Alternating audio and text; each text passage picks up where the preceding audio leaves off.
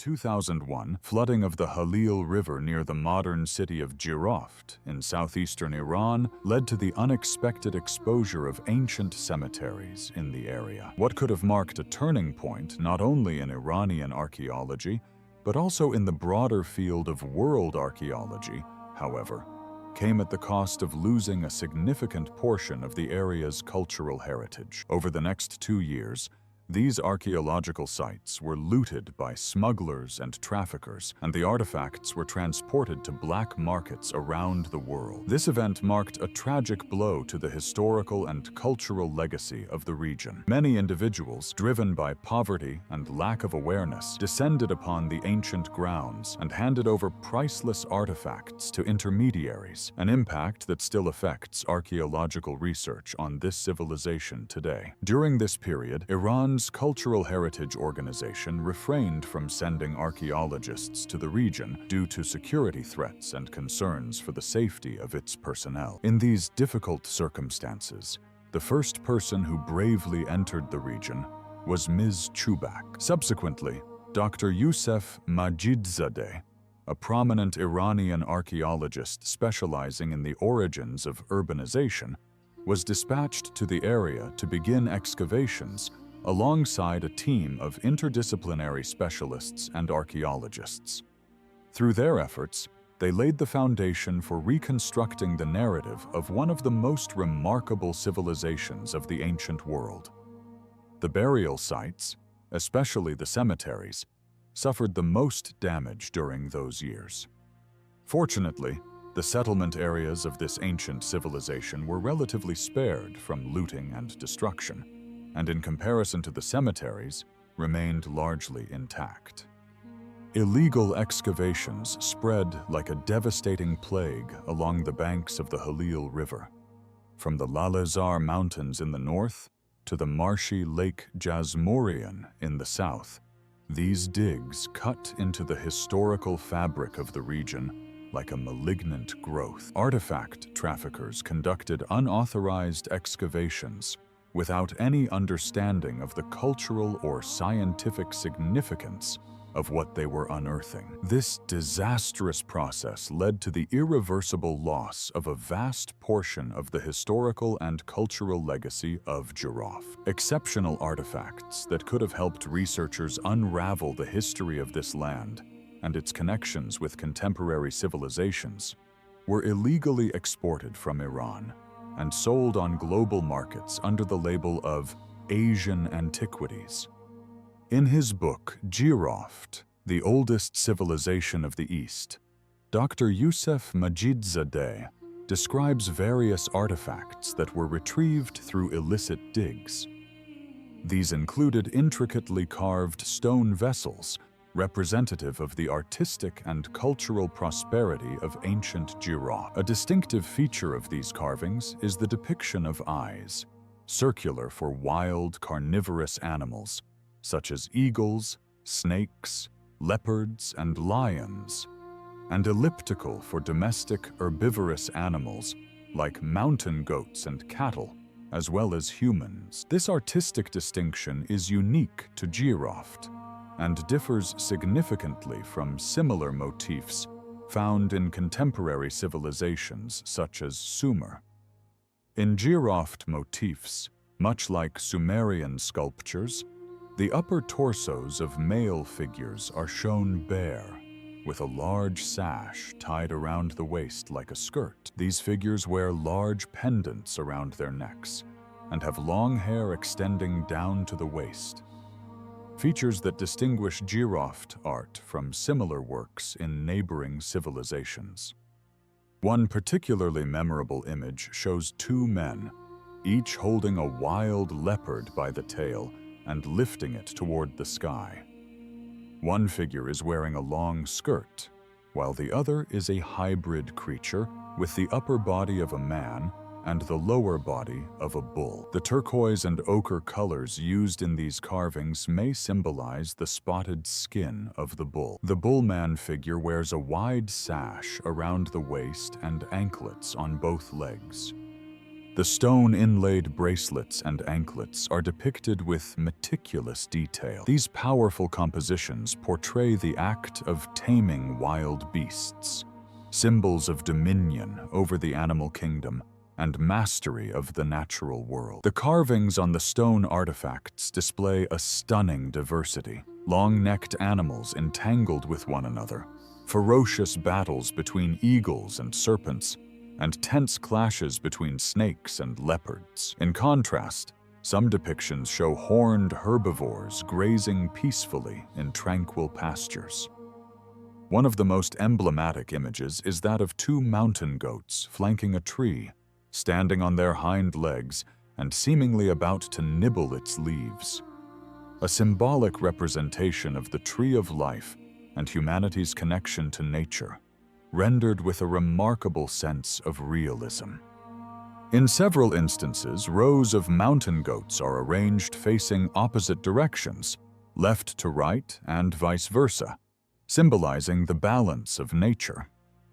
Their horns are drawn in a way that suggests both gender and age, indicating whether the animals are mature or juvenile. These motifs were deeply meaningful in ancient cultures, often symbolizing the equilibrium of the natural world and the cyclical nature of life. In the Epic of Gilgamesh, scorpion men are described as guardians of the Gate of Mashu, a portal to the City of Darkness that the hero must pass through. Among Jiroft's artifacts, some stone vessels depict architectural elements, including fortifications and inner buildings. These grand structures reveal the advanced skills of the architects and artisans of Jiroft, whose creations continue to reflect the glory of their civilization. Dr. Yousef Madjidzadeh, who led excavations at the Konar Sandal site in Jiroft, argues that Jiroft is in fact the ancient city of Aratta, mentioned in Sumerian texts relating to the legendary king Enmerkar. These texts refer to Aratta as one of the most important ancient cities of its time. Based on archaeological evidence, Madjidzadeh highlights the cultural, artistic, and geographical features of Jiroft that match descriptions of Aratta in Sumerian sources, suggesting that the two are indeed one and the same. Supporting this theory are notable similarities between Jiroft's artifacts and those from contemporary Sumerian civilizations. However, Dr. Abbas Alizadeh presents a different perspective. He argues that Aratta, as described in Sumerian literature, particularly in the poem Enmerkar and the Lord of Aratta, is a fictional city with mythical qualities.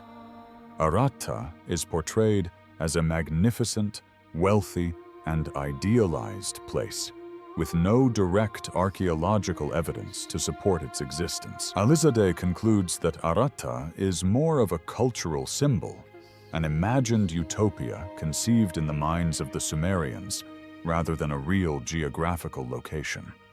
He cautions that linking Jiroft directly to Aratta may lead to speculative interpretations, what he terms archaeo-romanticism, that could hinder a precise understanding of the Jiroft civilization. According to Alizadeh, identifying Aratta with Jiroft would be like trying to find the mythical Simurgh in the Alborz Mountains.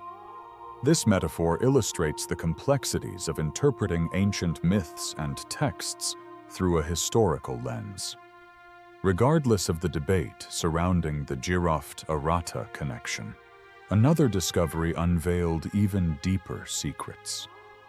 A local farmer, while digging a pit in his yard, unknowingly unearthed history, the first of what would become known as the Jiroft tablets, an enigmatic clay inscription that immediately caught the attention of archaeologists. With the farmer's consent, the pit later became the focal point of the 5th season of Jiroft Excavations. In a 5-by-5-meter trench, archaeologists unearthed 2 additional tablets, Unlike most known tablets from the ancient world, which were made from unbaked clay, these had been accidentally fired due to their proximity to an ancient kiln, turning them into durable bricks. This accidental baking preserved them through the ages. But a critical question remains. Will future excavations uncover a larger archive of these tablets and more examples of their mysterious script? These tablets clearly represent the literate culture of Jiroft, a civilization that developed an independent and distinct writing system, separate from those of Sumer and Elam. The inscriptions consist of geometric symbols, and to this day, no scholar has succeeded in deciphering them. Remarkably, some of these tablets are bilingual, offering potential clues that could one day unlock the meaning of this enigmatic script. Some researchers believe the tablets were likely administrative records or royal decrees, a theory supported by the discovery of hundreds of ancient seals in the area. The presence of these seals indicates that Jiroft had a highly advanced bureaucratic system. Though the civilization maintained its unique identity, it also engaged in extensive interactions with its contemporaries, such as Sumer and Elam. Among the discoveries were also small cylindrical vials containing red pigment. This surprising find suggests that cosmetics were used in this society, and possibly even a type of lipstick was produced. Until now, researchers had mainly focused on lighter pigments and ancient eyeliner in the Near East. This is the first confirmed identification of red lip color from antiquity. Fascinatingly, these cosmetic products were stored in standardized containers, suggesting that even in those times, the elite placed a high value on beauty and fashion. Professor Vidale has noted that the earliest known image of a woman applying lipstick dates to Egypt, circa 1300 BCE. But it now appears that the people of Jiroft may have been the true inventors of lipstick, predating that by centuries. The study of the Jiroft tablets and artifacts promises to enhance our understanding of the cultural, economic, and political dynamics of the 3rd millennium BCE. Once hidden in the shadow of its more famous neighbors, the Jiroft civilization now has the opportunity to reclaim its unique place in history.